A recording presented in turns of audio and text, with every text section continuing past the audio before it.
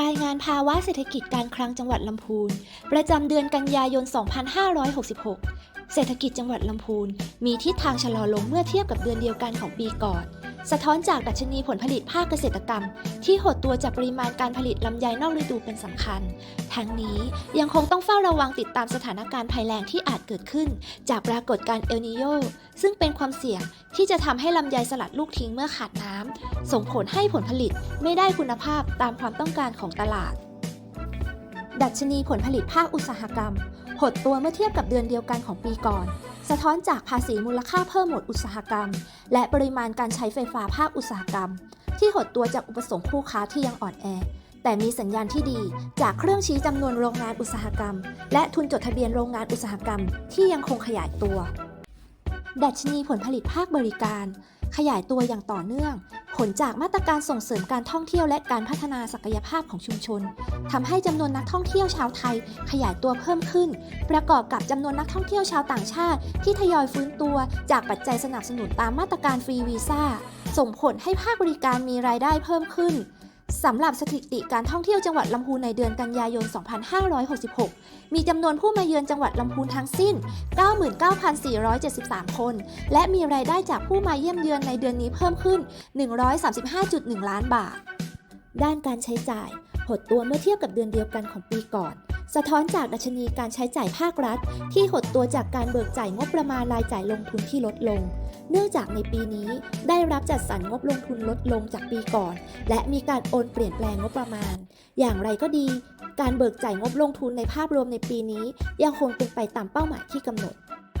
ดัชนีการบริโภคภาคเอกชนหดตัวจากการลดลงของจำนวนรถยนต์นั่งส่วนบุคคลและจำนวนรถจักรยานยนต์จดทะเบียนใหม่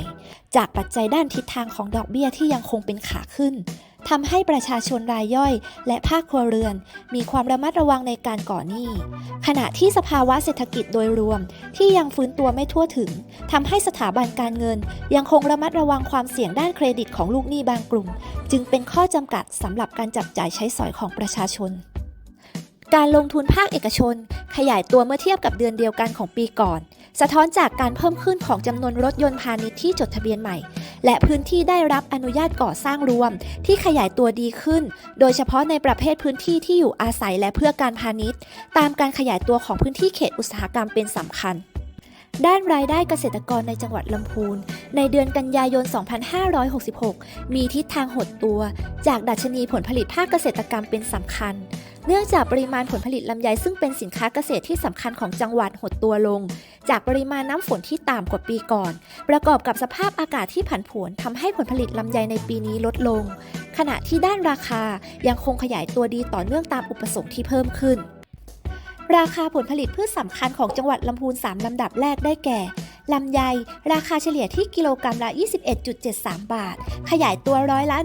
117.3 เมื่อเทียบกับเดือนเดียวกันของปีก่อนข้าวเหนียวราคาเฉลี่ยกิโลกรัมละ 13 บาทขยายตัวร้อยละ 39.6 เมื่อเทียบกับเดือนเดียวกันของปีก่อนและข้าวโพดเลี้ยงสัตว์ราคาเฉลี่ยที่กิโลกรัมละ 12.89 บาทขยายตัวร้อยละ 20.6 เมื่อเทียบกับเดือนเดียวกันของปีก่อนด้านการเงินสภาพคล่องในระบบสถาบันการเงินของจังหวัดลำพูนมีปริมาณเงินฝากรวมสูงกว่าปริมาณสินเชื่อรวมโดยปริมาณเงินฝากรวมมียอดสะสมรวม 47,935.5 ล้านบาทขยายตัวที่ร้อยละ 3.0 เมื่อเทียบกับเดือนเดียวกันของปีก่อนขณะที่ด้านปริมาณสินเชื่อรวมมียอดสะสมรวม 44,497.9 ล้านบาทขยายตัวที่ร้อยละ 0.5 เมื่อเทียบกับเดือนเดียวกันของปีก่อนอัตราเงินเฟ้อของจังหวัดลำพูนในเดือนกันยายน 2566 ขยายตัวที่ร้อยละ